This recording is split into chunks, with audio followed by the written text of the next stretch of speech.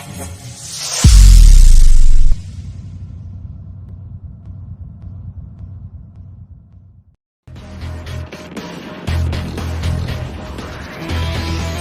IMM yang sampai hari ini belum jelas kasusnya, yang meninggal namanya Ilmawan Randi dari Sulawesi Tenggara, yang kami sampaikan supaya tetap dikawal, dimonitor perkembangan kasusnya. Kemudian yang kedua, hal yang berkaitan dengan yang strategis adalah soal isu-isu kebangsaan.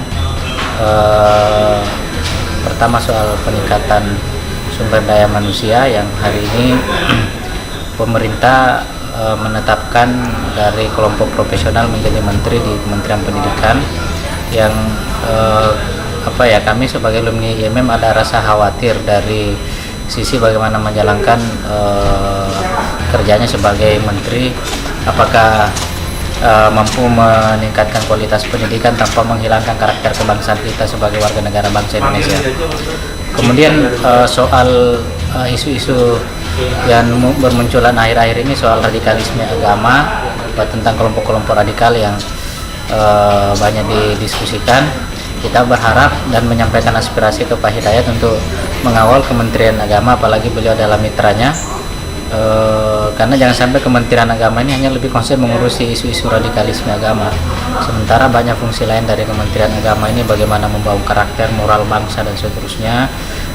Itu yang menjadi fokus Kementerian Agama, tapi jangan sampai hanya fokus mengurusi radikalisme agama. Beragam aspirasi dan beragam kepedulian dan kegalauan mereka akan kondisi dan tantangan-tantangan yang dihadapi oleh mereka, baik terkait dengan masalah pendidikan, sosial, agamaan, maupun juga masalah-masalah yang sangat spesial terkait dengan rekan generasi milenial.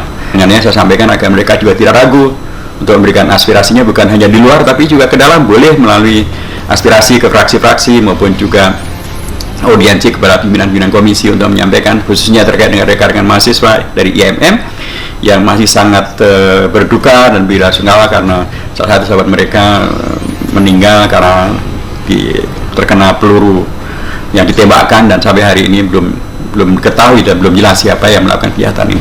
Tentu ini juga memerlukan advokasi agar rekan-rekan polisi bekerja lebih serius, lebih fokus untuk segera menegakkan hukum, menangkap dan hukum sekeras-kerasnya mereka yang telah melakukan tindakan yang berlebihan sampai kemudian melakukan penembakan dan menghadirkan korban dari rekan mahasiswa dari IMM. Tentu saya ikut berduka dan ikut mendoakan agar rekan-rekan pun bisa mempunyai cara efektif untuk membela kepentingan penegakan hukum dan penegakan hak asasi manusia dengan segera ditangkapnya mereka yang melakukan kejahatan dan kesalahan terhadap mahasiswa ini. Dan penting juga untuk melakukan advokasi kepada yang lainnya.